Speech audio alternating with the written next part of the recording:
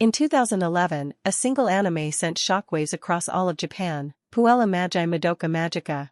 Behind its cute title lay a story that would fundamentally overturn the entire magical girl genre.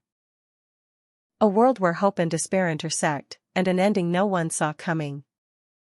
It's been 13 long years since Rebellion, and the new film Walpurgisnacht Rising finally premieres in August 2026. After 3 delays, we're about to be drawn back into that world once again. Why does Madoka Magica grip people's hearts so tightly and never let go? What is its true essence? Okada Toshio reveals the secret. Oh wait, that's not Yamamoto Ichiro, that's Yamamoto Taro. They're not so much troublesome as they are basically the same guy, right? Today I'm going to talk about Madoka Magica divided into 3 levels: beginner, intermediate, and advanced. The intermediate section, and the Why am I structuring it this way? The reason I'm the beginner level is fine even if you haven't seen it. Even people who haven't seen or who've never seen it at all. The challenge of explaining Madoka in a way is, to me, actually pretty. That's what I'll cover in the beginner section. In that, I'll actually give a score to the TV series version of Madoka. I prepared a scoring board. Here, the top is 100 points. And the bottom is 0 points. Something like this, where I give it a score and where would the Madoka TV series land? That's something I'll try doing later. I'll do that. Can you really talk about it without spoilers? I mean, saying Madoka Magica is a magical girl anime. Get angry about that as a spoiler? I'm at that level, I think I can manage.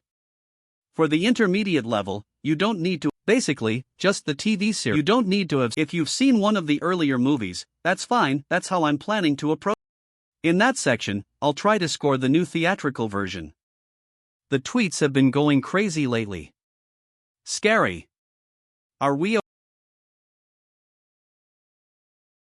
Tonight's talk is tweet-friendly, so whenever I drop a keyword or make a controversial statement, feel free to tweet it right away. Like for instance, Yamamoto Ichiro sent a letter to the emperor spreading that rumor. That kind of tweet is totally welcome. Tweet away. Keep the tweets coming. That sort of thing.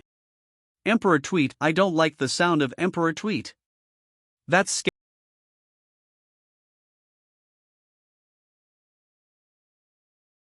So anyway, the comment feed is moving too fast. I can barely read it. So, let's get into the. Alright, Madoka Magica, beginner course. When things get dangerous, I'll put up this spoiler alert. When this appears, please pay attention. Okay, beginner level. Since it's beginner level, it's almost like how comedians on TV, like Higashino Koji, were talking about Madoka on TV the other day. It was a late night. I'm going to talk about it at that kind of relaxed. Madoka Magica is a TV anime that aired late at night in 2011.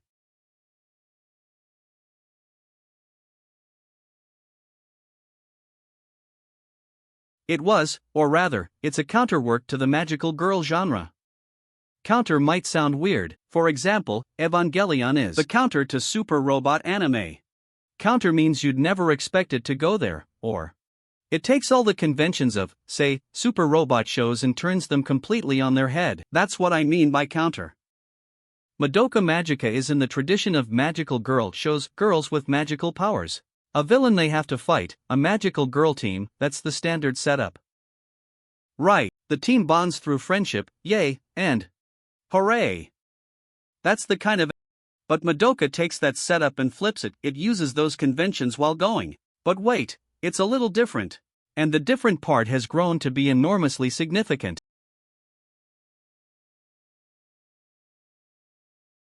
Magical girl shows are naturally skewed toward younger viewers. But they don't fit perfectly there either. Why? Because girl with magical powers as a concept is so wide open that it's hard, unlike on Ponman, to make it simple enough for toddlers. It's When magic is the solution to real-world problems, the story inevitably becomes more complex. You can't just have a simple villain like Baconman show up and get beaten going wah. It just doesn't work that way. So even though magical girl shows look like they're for kids, they inevitably become something adults can also enjoy. Madoka Magica took that and pushed the target age range higher. Probably aimed at around 5th or 6th graders and up, intentionally. It has two key characteristics. The story is incredibly logical. I've seen all kinds of anime, but the logical consistency of Madoka's story is in a completely different league. So what would normally just be the standard given of a magical girl show? Why magic exists? What happens to this world if magic is used? All of it is meticulously consistent. Works that maintain this kind of consistency tend to get dark in the second half. That's practically a rule. Why is that, I wonder? The more internally consistent a setting is, the more the gap with reality becomes apparent. In other words, whether it's a convenient or Harry Potter-style wizardry or super science, the more useful it is, the more you start to wonder why our real world isn't like that. And that contradiction gives rise to characters in the second half who suffer because of that very magic. That's the standard pattern. The most classic example is the first theatrical film of Full Metal Alchemist.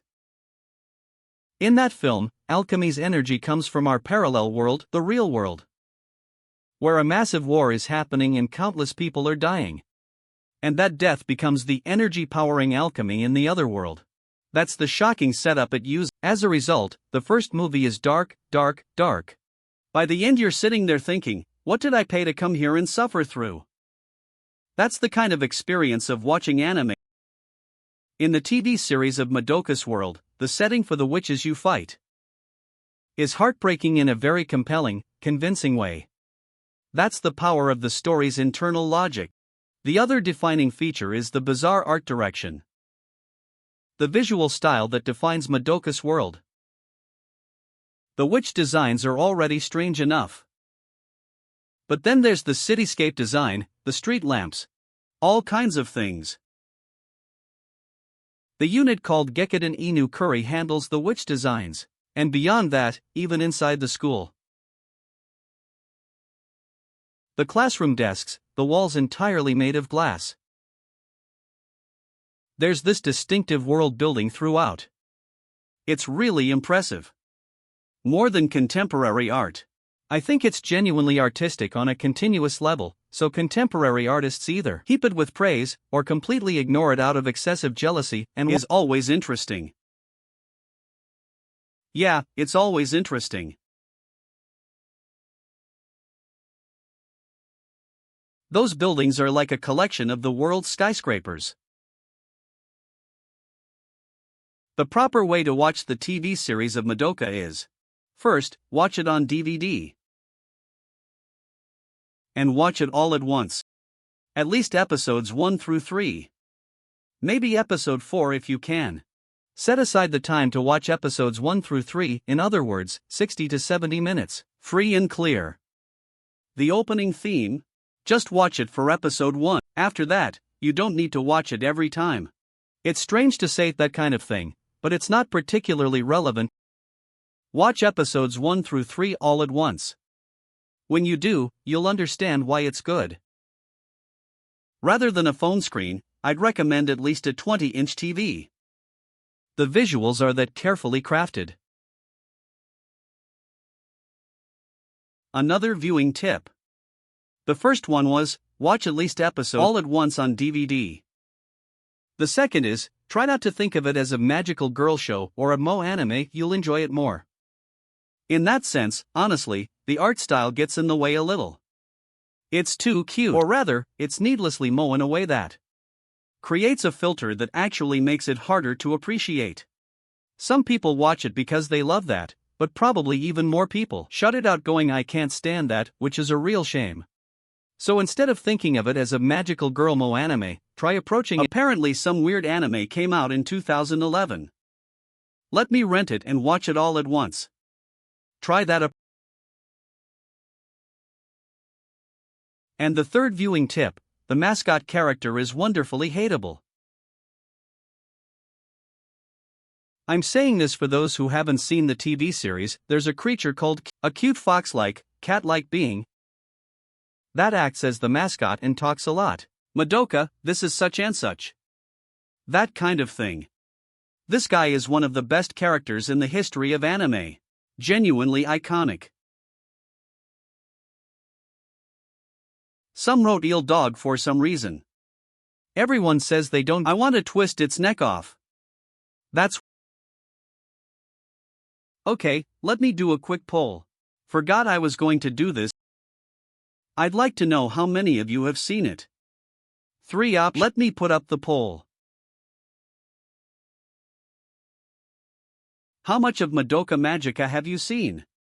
Option 1, you've seen the new theatrical version currently showing.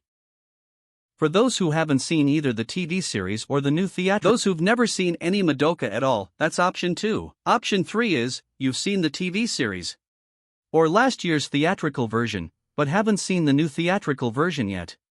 That's option 3. Let me run this poll. Let's see how you're all distributed. Okay, please.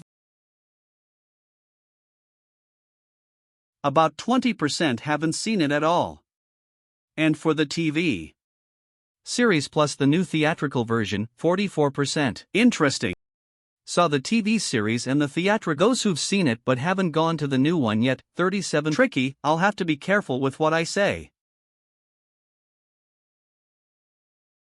Alright, let me try scoring the TV series of Madoka Magica. Stop talking and just go watch it. I know.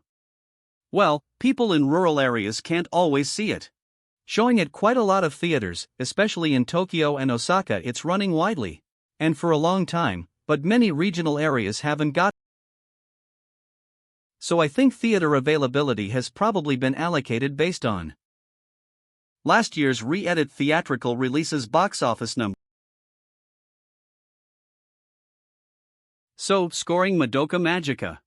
Roughly speaking, the first stage, the TV series, is my sense of where anime lands on a 100. What does 100 points mean? Well, I have a set of criteria. I think of it in 5 elements. The first is packaging. In other words, within the constraints and framework it was given, how well does it? For instance, if it's airing on a weekday afternoon, is it genuinely enjoyable for families? No matter how intense or extreme the content, if it can't work as family entertainment, I deduct points. For this one, it was probably designed to be watched late. Second, the third is timelessness, universality. In 10 or 20 years from now, how much will this anime's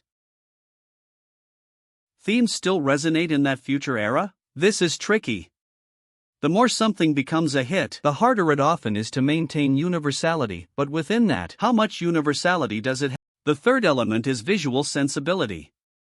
Visuals includes, and I'm including the animation, the characters' performances, the voice actors' performances. How good is the visual sensibility? The fourth is a bit of my own unique metric. Social impact. How much positive influence does it have on society? Creating a work that has a negative influence on society is actually easy. That's like the kind of approach I was just criticizing. What I'd call the Yamamoto Taro method. Or you could call it the anti-Kuriko's basketball protest approach. In the end, a work, the more major it is, the more obligation it carries. I believe great power comes with great obligation. So hit works carry proportionally more constraints. That's what I consider natural. Removing those constraints and letting the creator do whatever they want, that's a valid scoring philosophy, but that's not how I see it. So how much positive social influence does it have? Actually, Madoka is a fairly serious work, so it does carry positive social influence. The fifth is commercial performance, how well it sold, and how much it contributed to expanding social recognition of anime as a medium that can sell. Various influences, factoring all of that in, I scored 5 categories, each out of 20 points. With that framework,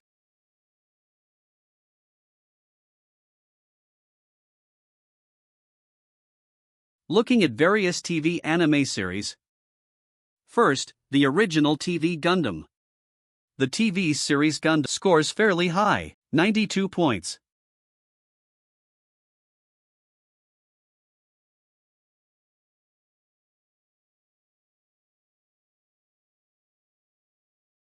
This section isn't written down.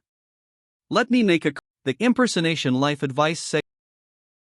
Alright, which one should we start with?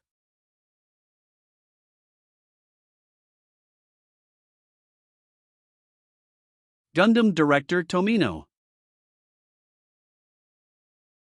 At some stage event somewhere, confronted anime critic Hikawa, right? Why did the Agency for Cultural Affairs Media Arts Festival Animation Division award? He apparently shouted, "Tell me what's so good about it." Life advice for Tomino Yoshi. I'm going to take your life consultation. Why did the Agency for Cultural Affairs Media Arts Festival Animation Division award go to Madoka? Let me explain to Tomino-san what's so good about it.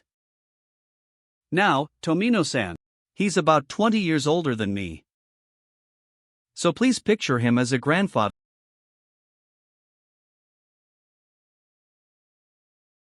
First of all, why did the Agency for Cultural Affairs Media Arts give the award to Madoka?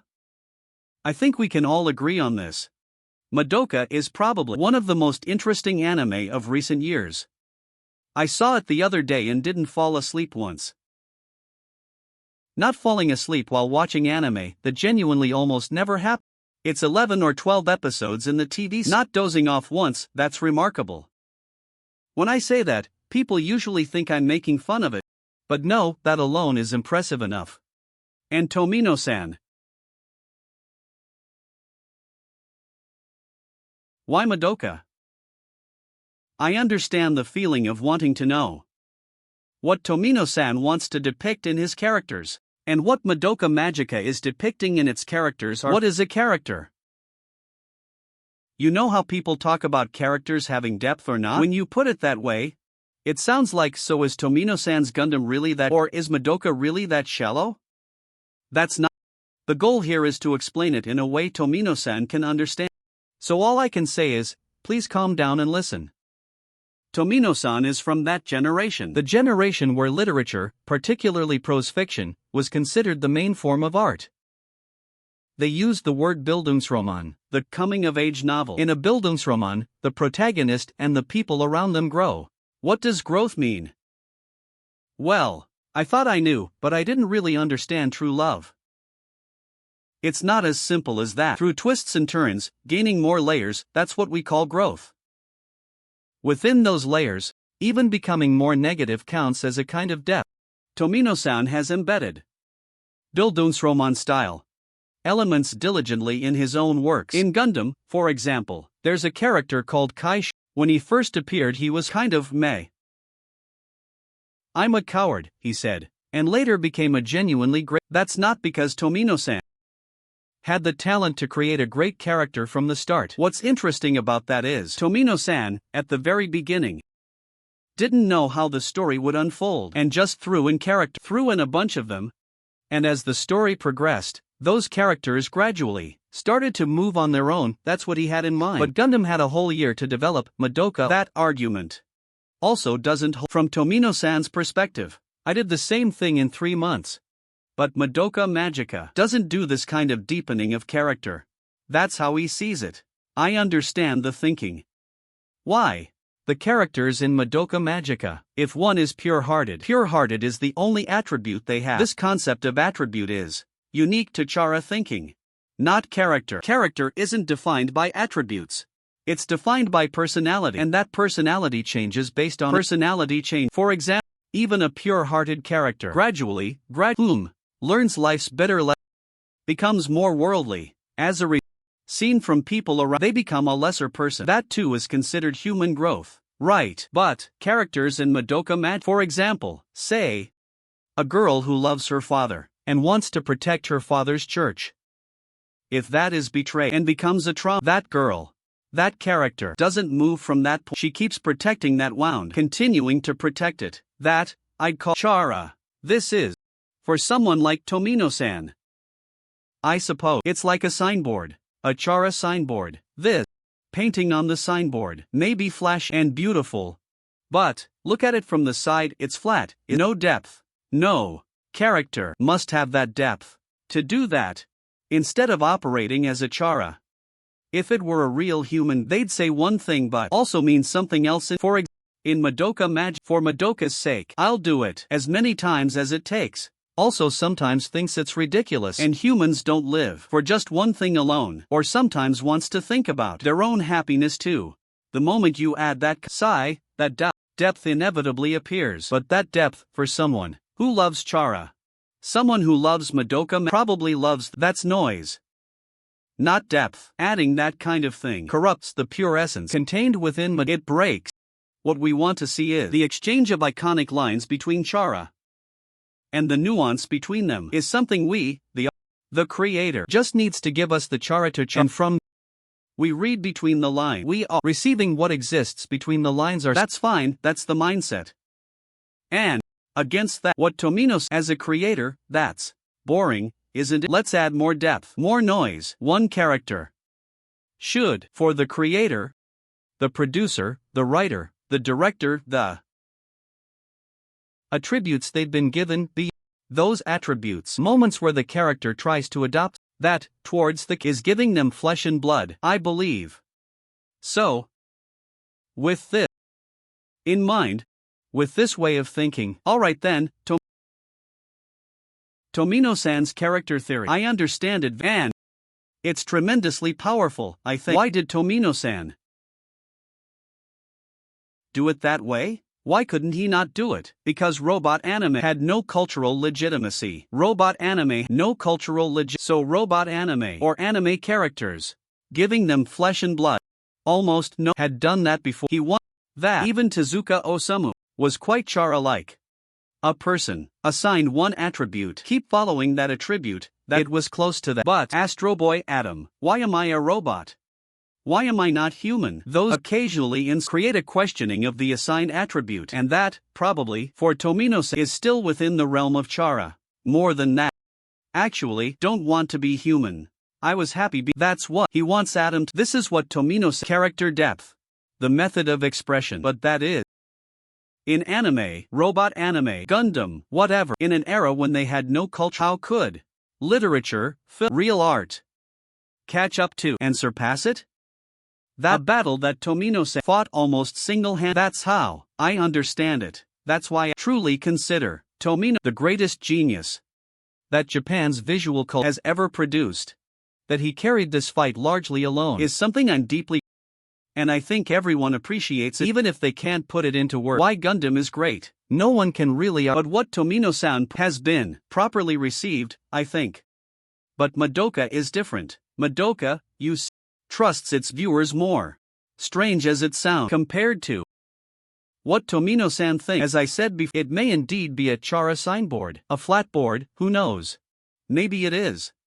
But in that exchange of words and lines, the relationships between them, and it is actually at a higher level than Tomino-san realizes. In other, the audience is creating. Maybe that's more than the work of Madoka. It's watching Madoka means watching Madoka while discussing it online, this part sharing your talking about it, and building your own internal image of Madoka. All of that is part of the work. The work itself is being clouded within the minds of the viewers, within the network, across the network of the people watching it in the SNS communities they belong to. Something is swelling up, growing, whether that constitutes the work or not, that's the difference, I think. Tomino-san would say. Then, the Agency for Cultural Affairs Media Animation Division. The people who select those awards, they're just small-time bureaucrats with a did those fools think through everything Okada-kun when they gave, and I think that's what he'd say, but honestly, no.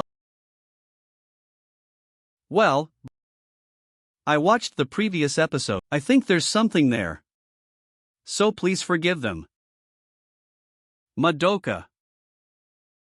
Well, I personally but Madoka is pretty I'd say, and rest assured, the theatrical version probably won't be that great. Actually, that's not fair.